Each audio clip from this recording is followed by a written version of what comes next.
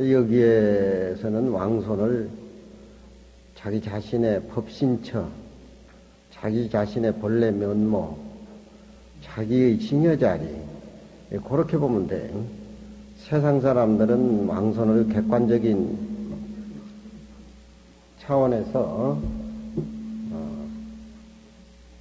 자기에게 제일 소중한 사람, 뭐 그렇게 얘기를 하는데, 여기 선시에서는 왕손은 자기 자신의 본래 면모, 그러니까 스스로 육진의 경계에 머무르지 않고 거기에 물들지 않고, 왕손은 스스로 가히 항상 내가 머물러서 그 자리에서 청정하게 유지시키고 또 신령하게 느끼고 자기 본분을 여의지 않는다. 자가로 집가자를 쓰면 이상하지.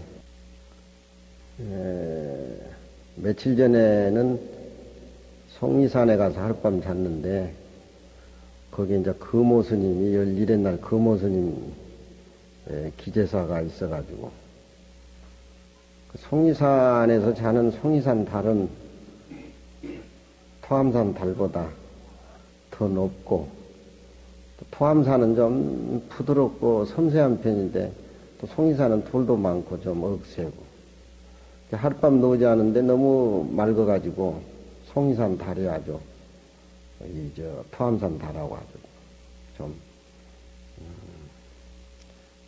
높고 장엄하고, 토암산 달은 좀 섬세하고 가까워 보이고 그건 좀 멀어 보이고, 잠이 안 와가지고 송리산 도량이 이렇게 왔다 갔다 하니까 소나무가 많잖아. 또 송리산에 그 노란 갈비 속에 송이가 이렇게 뿌두두 올라오는 소리가 들린단 말이에요.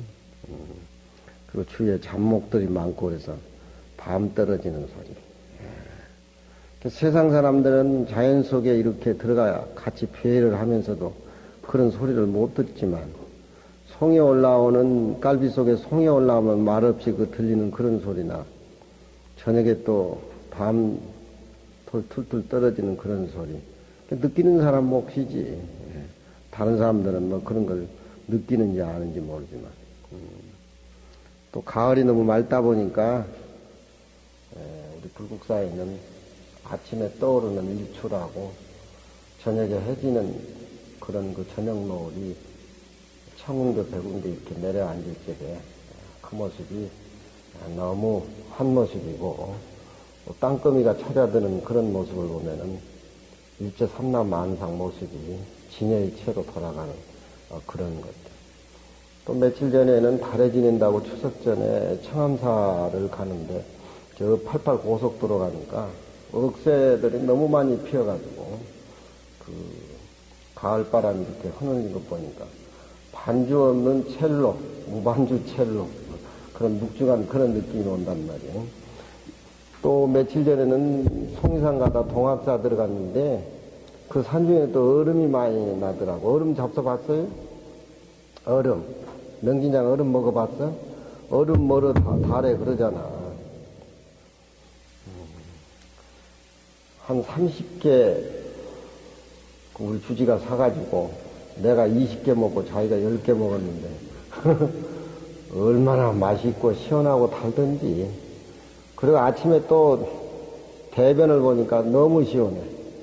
그 얼음의 씨들이 배에 들어가지고 위장에 붙어가지고 그걸 씹어 먹으면 써서 안 돼요. 얼음은 그냥 우물우물거리면서 이빨이 다 빠진 할아버지 할머니 뭐 음식 먹듯이 그렇게 먹으라고.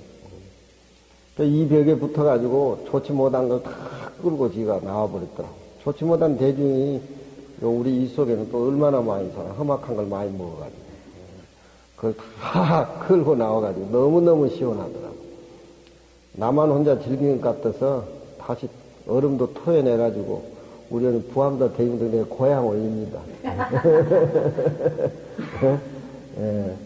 또 우리 묘원 처사가 묘원 스님이라 그래야 돼. 그 미얀마 가서 개를 다 받고 공부도 하고 그래서 모처럼 또 이 부암성을 왔는데 너무 반갑고, 앞으로 또 우리 특강도 좀 이렇게 해주고, 불국사도 특강도 좀 초청해서 해달라고 내가 부탁을 했는데, 너무 보니까 너무 반갑고, 어제 얼굴 털고 우리 박수 한번 쳐줘요. 그래, 공방. 예. 금강경 들어가기 전에 이 선씨는 당나라 때 왕유십니다, 왕유. 망천이라는 별장 속에 이름을 마일, 유마일이라는 이름을 따가지고, 마일이라는 그런 자호를 가지고, 20살 후반에 30대 초반부터서 이분은 독신 생활했어요.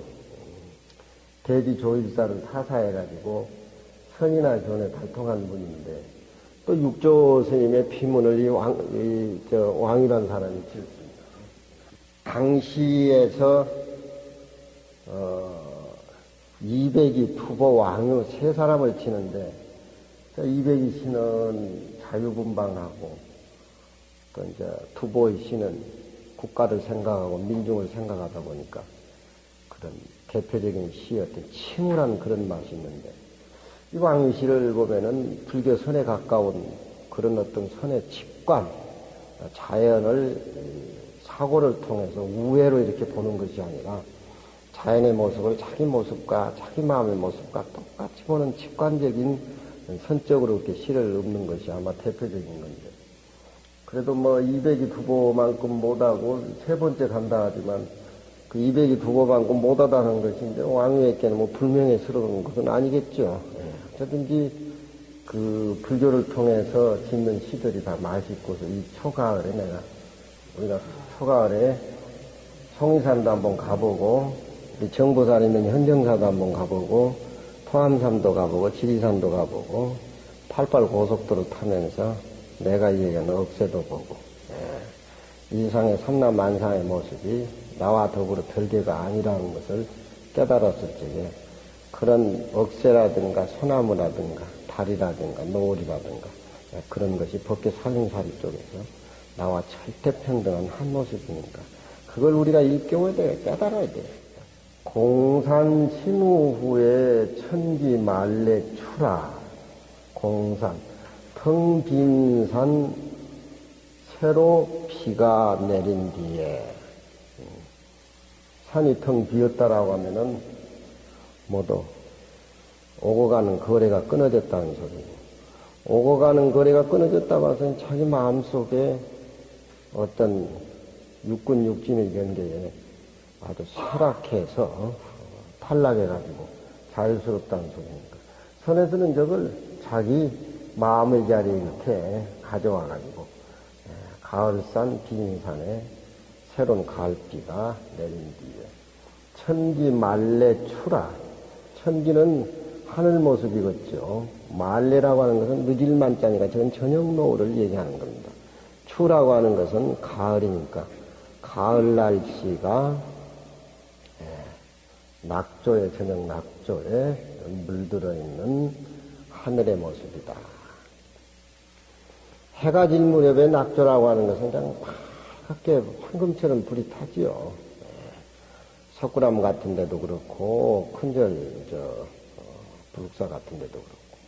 그 낙조가 그렇게 들이우다가 땅거미가 이렇게 찾아오는데, 불교에서는 일상생활은 용이고, 밤이 되는 것은 채로 이렇게 봐가지고, 채와 용, 용과 채, 어떤 진리의 순환을 그렇게 표현합니다. 그러니까 아침 목탁을 이렇게 쳐올리는 것은 진리가 해가 동쪽에 뜨니까 진리 자체를 용으로 현실로 가져오고, 저녁에 또 목탁을 이렇게 내리는 것은 모든 삼라만상의 차별의 모습을 걷어들여가지고 진리 채 속에 들어가는 차원으로 그렇게 해서 목탁을 이렇게 내려요.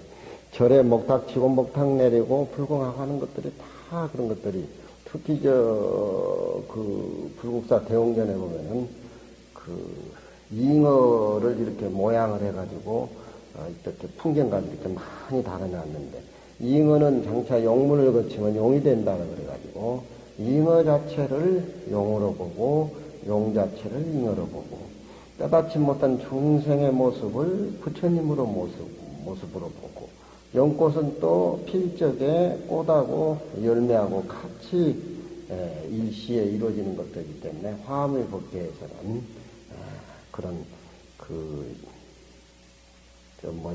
잉어가 용이 된다라고 해가지고 그런 모습을 많이 이렇게 풍경에 담아놨단 말이에요. 그런 건 좀 유심히 보면 절에 가서도 좀 우리가 공부도 하고 재미가 있죠.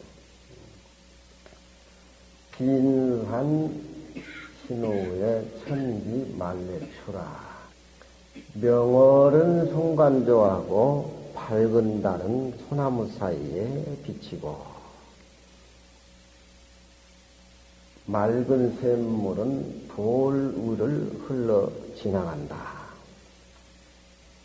밝은 달이라고 하는 것은 하늘에 구름 한 점이 없어야 되고 파란 소나무 사이로 비치는 모습은 달의 모습이 청정한 조화니까 하늘에 구름 한 점이 없다라고 하는 것은 우리 본래 마음이 그렇게 텅 비어서 청정하다는 말이고 하늘에 구름 한 점이 없다라고 해서는 달이 그만큼 중천에 걸려서 비친다 하니까 그 달은 우리 마음이 텅 비어서 거기서 우러나오는 지혜, 그 지혜가 일상생활 속의 모습들을 삼랑의 모습들을 다 통째로 비워버리고 한 모습으로 비치는 그 상큼한 모습을 소나무 사이에 비치는 달이라고 그렇게 보면 되겠어요.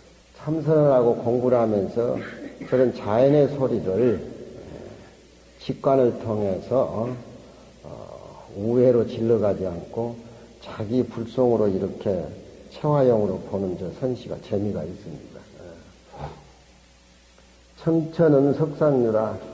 맑은 물이라고 하는 것은 우리가 볼 적에 신선하지만 큰 바위 위를 스쳐 흘러간다라고 하는 것은 큰 바위는 움직이지 않기 때문에 질리 그 모습을 보고 청천이 흘러간다라고 하는 것은 우리 생활에 중생 곁에 가가지고 부처님의 49년 철법까지 깨달음을 일상생활 속에 접목시켜서 이렇게 믿음을 살려서 해나가고 우리가 금강경을 공부하는 것은 일상생활 속에서 그 금강경에 비어있는 모습을 살려가는 것이 그 리듬입니다. 그 리듬이 깨지면은 중생은 그냥 모습에 사로잡혀가지고 헤어나지를 못하고 모습에 노예가 되는데 청천석상유라고 하는 것은 그런 어떤 육군과 육신의 세계가 탈락해서 다 떨어져서 도인의 생활이 맑은 샘물이 도를 이렇게 흘러가는 그런 모습들. 송산에 가니까 계곡이 좋으니까 저런 것을 많이 볼 수가 있습니다.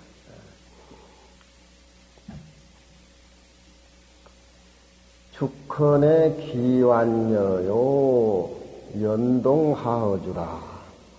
대지조율사에 사사를 해가지고 선을 통해서 깨달음을 얻는 왕은 물론 육조스님 비문도 지어가지고 굉장한 것이지만 그 망천도라는 그런 별장에 그 주위의 환경에 대나무 밭도 있고 또 연당도 큰 연당이 있는가 봐요.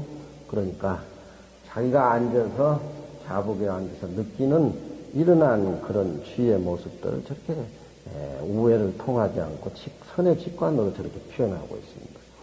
주컨기완여하고 대나무는 사각사각 틀린 대나무는 헌이라고 하는 것은 대나무 바람 소리가 사각사각 틀린다는 그런 동사로 귀완여하고 빨래를 다 빨고 가는 아녀자가 대밭을 지내가는데 그 대바람이 그 치맛자락 위에 옷자락에 부딪혀서 사각사각 들린다. 자북에 앉아서 자기 세계를 관찰하고 공부하는 어떤 모습이 저렇게 자연과 더불어 직관으로 모습을 그려낸다는 것이 신기할 정도예요. 세상 사람들은 교수들은 저런 시를 그냥 경치로 보고 마는데 왕리의 본자시는 그게 아니에요. 대나무는 빨래를 빨고 돌아가는 여자에 의해서 헌이라고 하는 것은 사각사각 들린다. 끊어졌다 이어지고 이어졌다 끊어지고 그 자연에 저런 소리마저 가만히 앉아서 왕이는 놓치지 않고 사물과 더불어 은밀히 대화를 하고 다 본다는 얘기입니다. 우리는 일상생활에 너무 바쁘고 자기 모습에 집착해서 살다 보니까 저번에 자기가 꽃을 심어도 피었는지 피는지 꽃이 피어서 열매를 맺어가지고 떨어지지 모르는지 그렇게 허둥대고 바쁘는데 삼라만상의 모습이 자기 모습으로 손으로 직관하는 그런 어떤 왕의 선시세계는 저런 자연의 모습하고 떨어지는 소리 하나 100리 200리 멀리서 과일 떨어지는 소리까지 다 챙기고 듣는다는 겁니다. 그것은 자연과 더불어 둘이 아닌 차원에서 그런 모습을 한 모습도 놓치지 않는 그런 설법적인 거. 연동의 하어주라. 파란 연잎은 고깃배가 스쳐 지나가는 데에 동이란 말은 정적으로 조용히 있다가 파란 연잎하기가 동이란 말은 움직인다는 겁니다. 그 연당에는 그렇게 조용한데 불교에서는 파란 둥근 연못은 원래 우리 마음자리에 원륭한 참된 모습이고 파란 연잎이 물 위에 먼저 올라오고 연꽃이 다음에 피는 것은 연꽃은 공부를 해가지고 현실적인 향을 피워대는 작용으로 보고 있어요.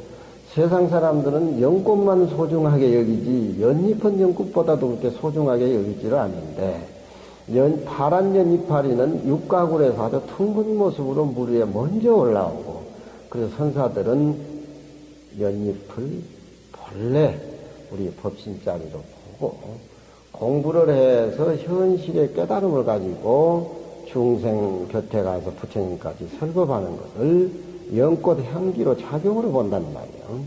그러니까 연잎이 우선이고 연꽃이 다음이다. 그렇지만 연뿌리 속에는 파란 연잎, 연꽃이 원래 다 갖춰져 있다 이 말이에요. 연뿌리를 쪼개보면은 그 신랄같이 이어지는 그 뿌리의 형성들이 다 파란 연잎하고 연꽃이 다 갖춰져 있듯이 우리 마음속에도 원래 본각자리에는 부처님의 진리 깨달음이 다 갖춰져 있다. 이렇게 해서 선에서는 그렇게 같이 보는 거예요. 그러니까 연잎파를 여기서 등장하는 것은 그런 예로 우리가 보면 되겠어요. 연잎은 고깃배가 지나가는데 도 흔들린다. 그 리듬이 아주 상큼하고 맑고 세속적인 의미를 찾아볼 수가 없죠. 왕유시에 저런 시가 있습니다. 강유 천지애하고 산색은 유무중이라.